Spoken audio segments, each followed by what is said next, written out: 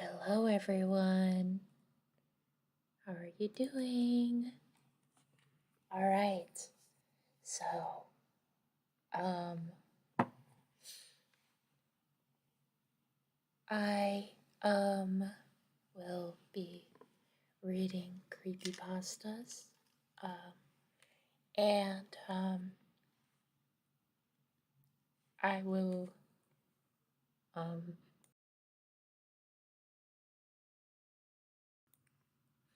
I will be whispering and talking softly while reading these stories.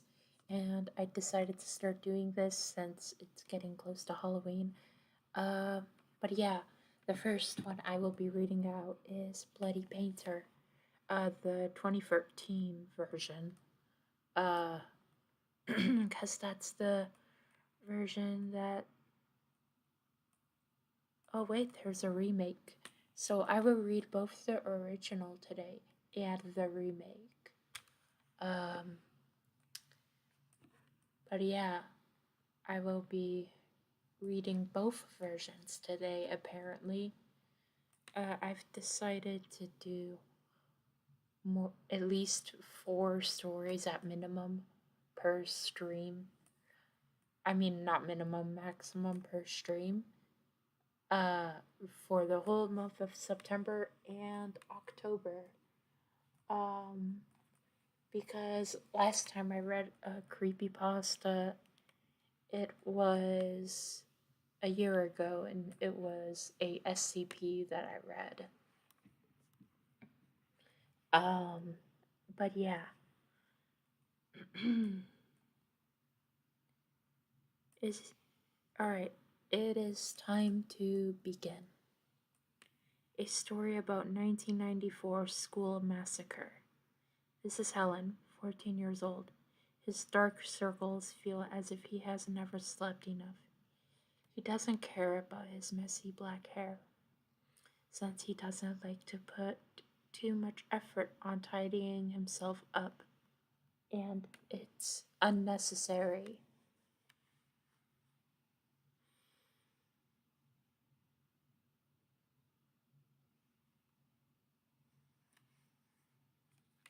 His seat is at the back of the classroom, next to the window. He always sits there, drawing quietly, as it is like everything to him. He doesn't like to socialize with people, making him a lonely one.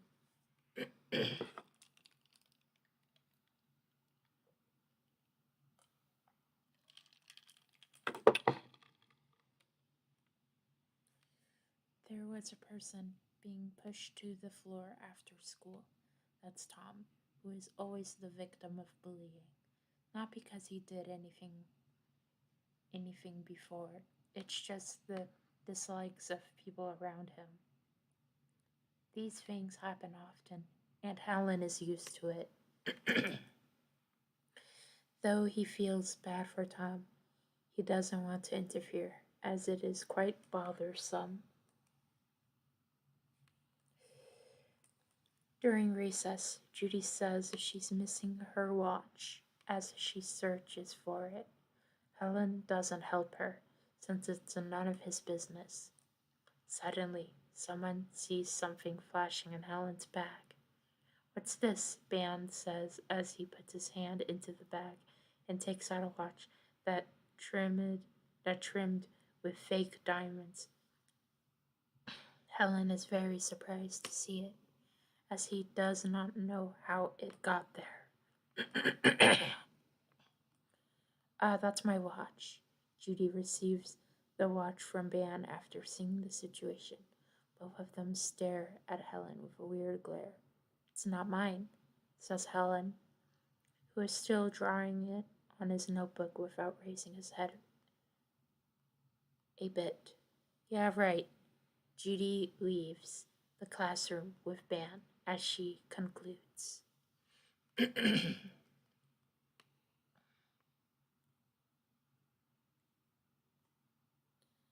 The following day, as usual, Helen sits at his table drawing. He notices that the atmosphere doesn't feel right around him.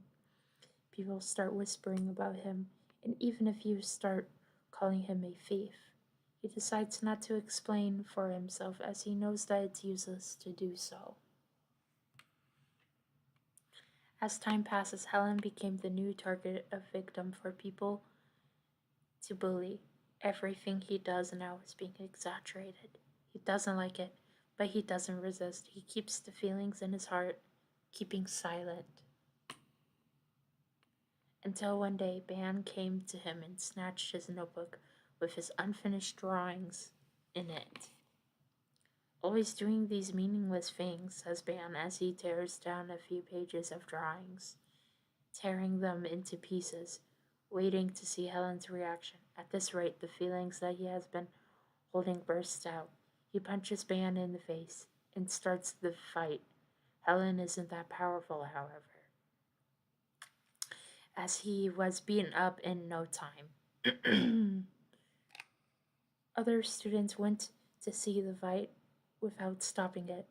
Some people even stomped on him in his face and stomach. Right after the bell rings, everyone stops what they're doing and went back to their seats. Before the teacher came, Helen returns to his seat as if nothing happened. The teacher enters the room later on. "Oh my, Otis. What happened?" Helen has so many visible bruises on him that the teacher notices after she enters the room. Everyone turns to look at him, waiting for him to give a response while glaring at him with a murderous look. I fell from the stairs, miss," Helen replies as the glares disappear. After returning home from school, his parents also ask what had happened, and he responds with the same answer. The blue jacket he is wearing covers all of the bruises other than those on his face. His parents believe it without doubts. Usually, when Helen's parents ask him about school, about how he is at school, he always says he's fine. He even lied about making a lot of friends, living happily every day. Helen refuses to tell his parents the truth, since he doesn't want to make his parents worry about him.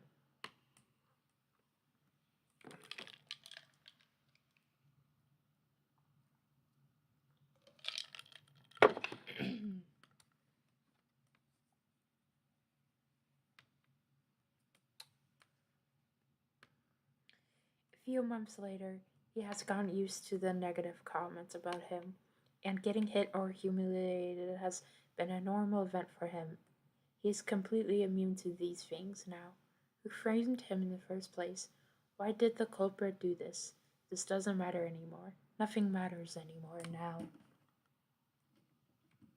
"Hi, you there?" Helen receives a message from an unknown user on Facebook. "Who are you?" He replies, "I'm Tom, your classmate." Tom has never interacted with him before. This surprised him a bit. "What is it?" Helen says. Are you alright?" "It's none of your business," Helen concluded Tom's question. Tom types for a while before coming up with, "Listen, I know how you feel right now. You're in the same situation as I am. I really want to help. You, but I can't. I'm sorry." Afterwards, Tom and Helen text each other for a long time, and Helen feels much better after telling him the pain and feelings he has been through. He can even joke around with Tom, often using uh, the smiley face to show his happiness. This is the first time he thinks he has made a friend. It is a warm weather in the afternoon. Come meet me on the roof after the first period in the afternoon. We need to talk. Don't ask me why. Texted Tom last night. Following his instructions, Helen meets Tom on the roof, waving his hand and walking towards him as he says, "Hey Tom, what's up, friend?" I have something to say. Something important, says Tom with a serious face. Remember the watch thieving incident? How could I forget it? That was what started, uh, was how he started suffering. Helen nods to show he remembers. I was the culprit. Tom looked down, scared to look into his eyes. What? Helen is shocked. I I stole Judy's watch and framed you as the culprit. Why did you do this?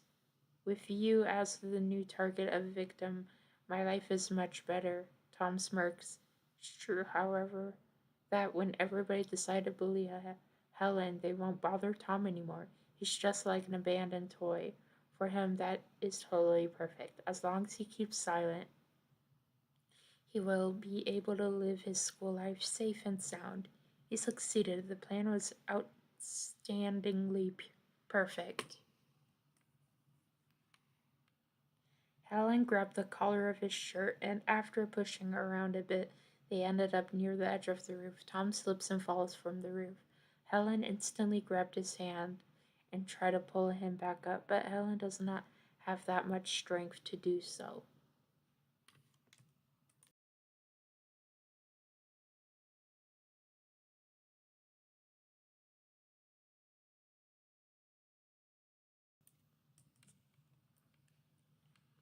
I'm so sorry, Helen. Tom falls. Helen closes his eyes, scared to look at what was going to happen.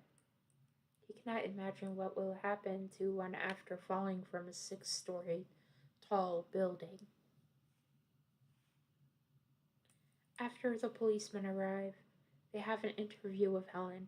He was too horrified by the accident, however, to say even a word.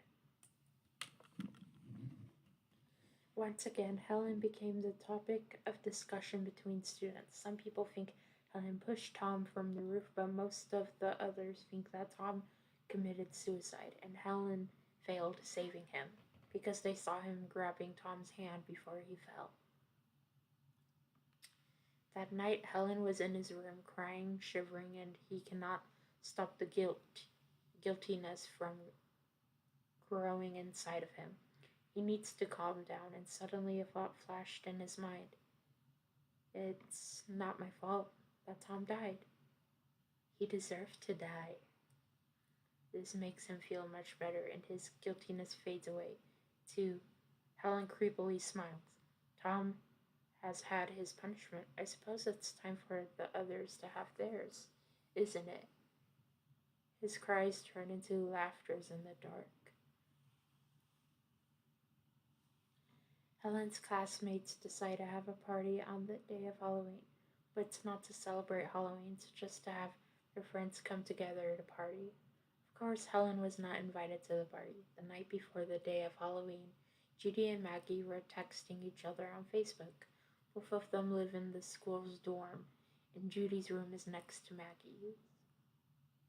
Judy, who's going to come to tomorrow's party? I'm so excited. Maggie, most of our class will be there, but I texted Ben so many times, and even though all the messages I sent are read, he just never replies to me. The hell's wrong with him? Judy, he's probably working, I guess. Maggie, something's weird is happening. I've been hearing footsteps coming from my door for a long time. I think someone's walking around the dorm. Maggie, wait, I'll go check. Maggie, I saw something unusual. Maggie, oh my god, there's a guy outside. He's wearing a mask and a blue jacket, and he's holding a knife, and he's all bloody. Maggie, fuck, he's knocking on my door. Maggie, oh god, oh god, oh god. Judy, just calm down and find a weapon or something. Judy, protect yourself. Maggie, he's turning the doorknob. Good thing I locked it. Maggie, I'm scared. Judy, Maggie? Maggie, what should I do? Judy, Maggie, listen. Maggie, save me. Judy, Maggie, calm down. Maggie? Maggie? You there? The message is shown to be read, but Judy just doesn't see Maggie's response. Suddenly, Judy hears the sound of her room door opening. The instant she turns around, she feels a terrible pain in her stomach. A bloody person who is wearing a mask and a blue jacket bursts into the room and stabs her. That night, all of the students who were in the dorm were murdered. No one knows who the killer did, how the killer did it. The murderer used the victim's blood to paint on the walls of the dorm, with most of the paintings being the face happy. Many of the corpses were being chopped and mashed, possibly to get more pigments. Helen Otis, the culprit, is still missing currently. However, in the chat room where Judy and Maggie texted each other, a message was written that responded to Judy's first message at 9:30 a.m. Don't be excited about tomorrow, because there will be no tomorrow. Alright.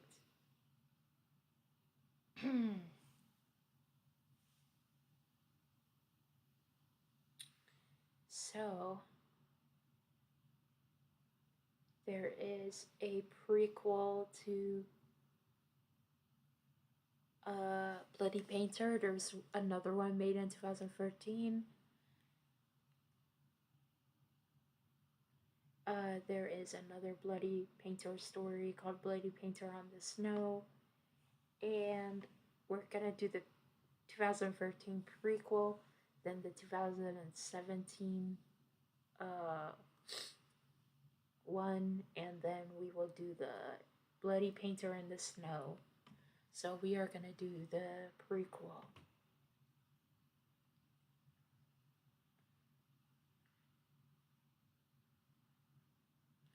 Alright, so here's the prequel, and I will also read the 2017 remake.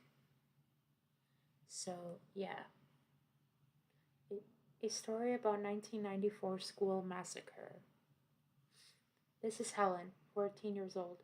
His dark circles feel as if he hasn't ever slept enough. He doesn't care about his messy black hair, since he doesn't like to put too much effort in tidying himself up. It's unnecessary. Oh wait. Fuck. I accidentally... That's the same one I read earlier. My bad. Let's do Bloody Painter on the Snow, then. I apologize. I keep leaning one way because I have chronic pain everywhere, so I apologize. A story in 1990. This is Helen, 10 years old. He is a cheerful child who has a lot of friends. Like other children, games and laughter is everything to him. His best friend Phil often goes to Helen's home to play with him. Helen's parents are always busy with work. His father often travels for several months, and his mother always returns home at midnight. Compared to the others, Phil is rather more mature kid. Both he and Helen enjoy drawing, but Phil's drawings is always negative and creepy graffiti. He said this is sort of venting and it makes him feel better. On a snowy day, Phil, as usual, takes his drawing bag and goes to Helen's home.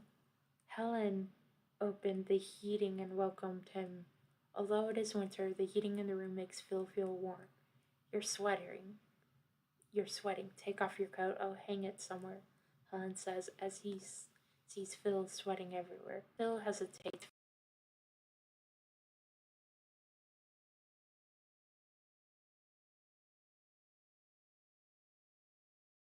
Is it your father? Did he get drunk again? Helen says. Phil lowers his head but doesn't respond to Helen's question. Come to the bathroom. I'll help you apply analgesic cream. I don't know what that is, but okay. Analgesic cream, Helen says. They entered the bathroom and Phil took off his coat. His neck and back are full of bruises. Helen's hands rub the salve on his back. Helen cannot imagine how Phil's father treats him. Phil's father is a drunkard. He was violent to his wife and child. Phil's mother couldn't endure it anymore, so she left the family. After then, his mother remarried and lived a happy life. Occasionally, she would bring some gifts to Phil. His father complained about this. He distorted the truth, pushing all the blame onto Phil's mother. You should stay away from him. He isn't fit to be your father, Helen says. I know, but I don't know what to do. We're just children, Phil says. I just don't want you hurt, brother. Phil goes silent for a few seconds and replies, Things will get better, right? He smiles bitterly. Helen doesn't understand why Phil doesn't fight back and why he's pretending nothing happened in front of everyone else, even if it's something severe. One morning, Phil wakes up before his father does and prepares to go to Helen's house. He puts on his shoes, walk out, and after walking for a few steps, he sees someone waving at him. Phil, my dear, it's Mom, Phil's mother says.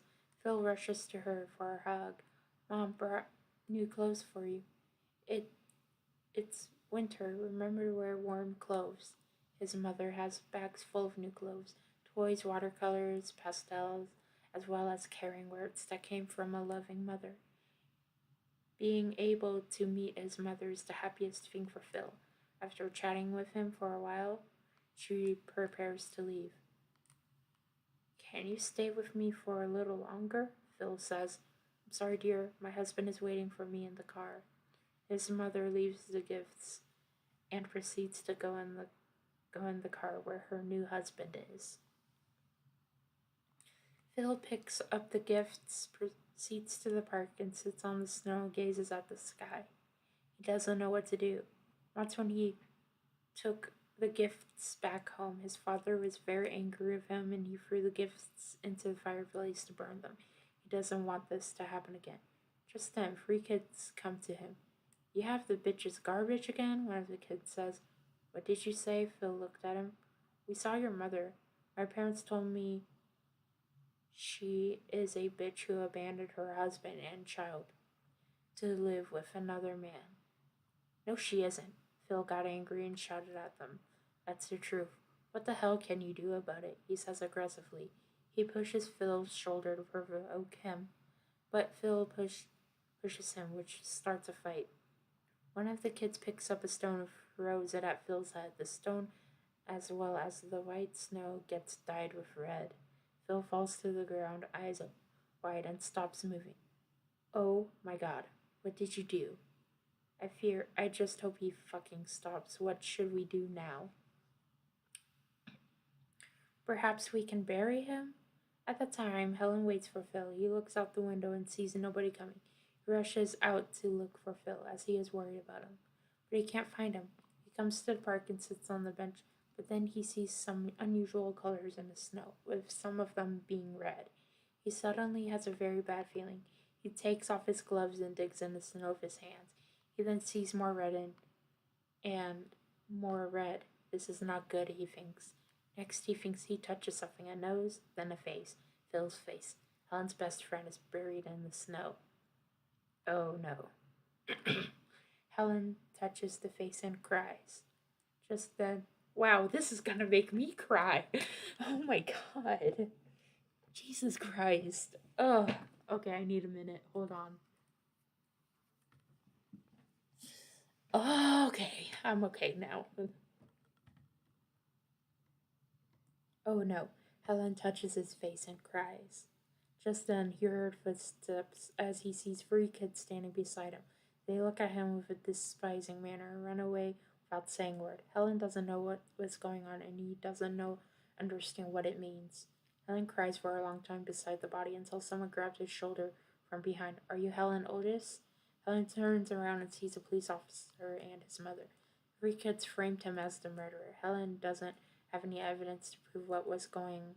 They know, however, Helen threw a stone at Phil's head, killing him, and tried to bury him. According to the 3 witnesses, after an interrogation, Helen goes home, enters his room, it sits on the bed, and after a few minutes, his mother comes in and sits beside him. Mommy, I didn't kill anyone.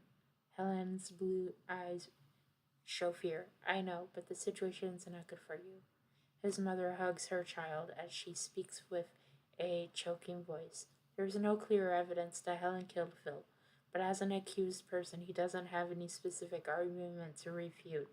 He doesn't even know what happened. The next day, Helen sees other children playing in the park, and all of them looked at him. Hi, what's up? You killed Phil. My parents told me to stay away from you, a kid says. Dad says you're a killer.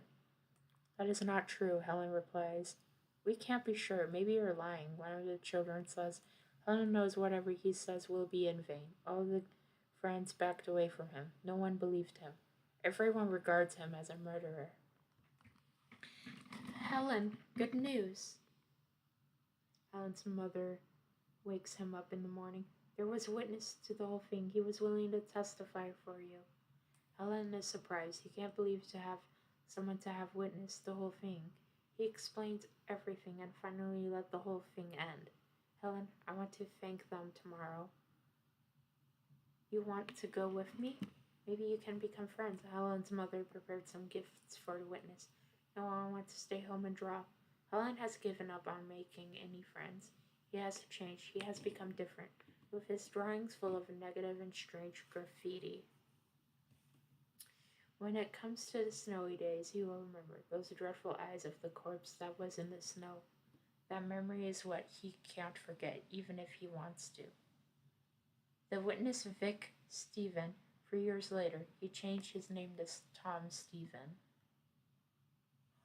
Oh my god.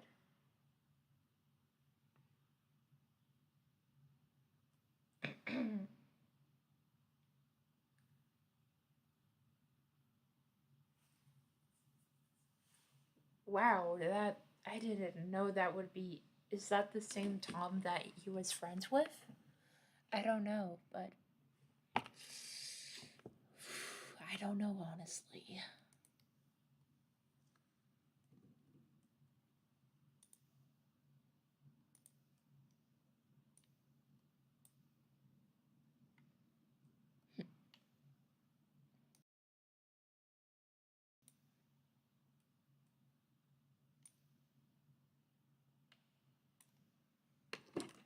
Yeah, wow, that is insane, but yeah. So Helen did accidentally kill his best friend once, and his first best friend died on accident. But his second friend, well, actually, both of them were accidents, but like Helen accidentally killed the second one, but the first one, some other kid killed him. Wow, that's really tragic, not gonna lie. I almost cried reading that.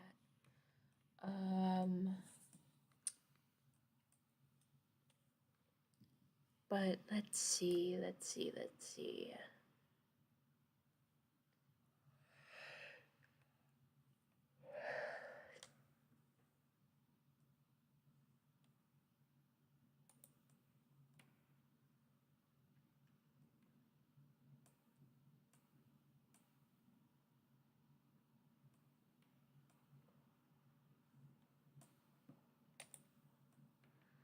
All right.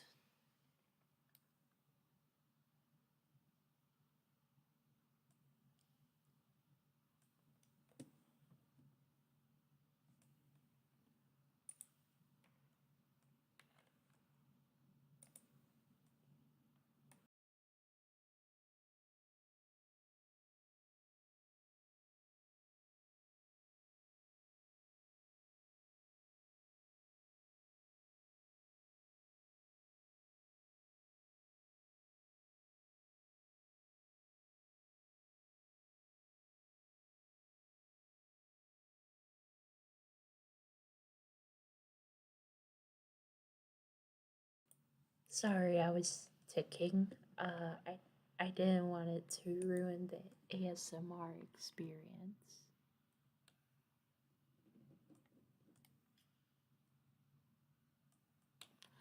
Oh, what the fuck was that outside? Oh, it was just something scraping against the window. That was weird.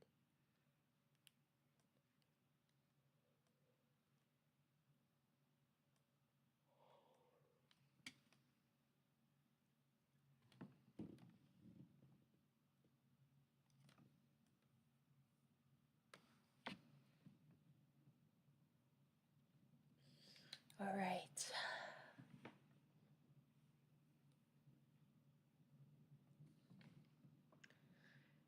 But thank you guys for watching, and sleep pretty, y'all. Sweet dreams, not jeans. Sweet dreams.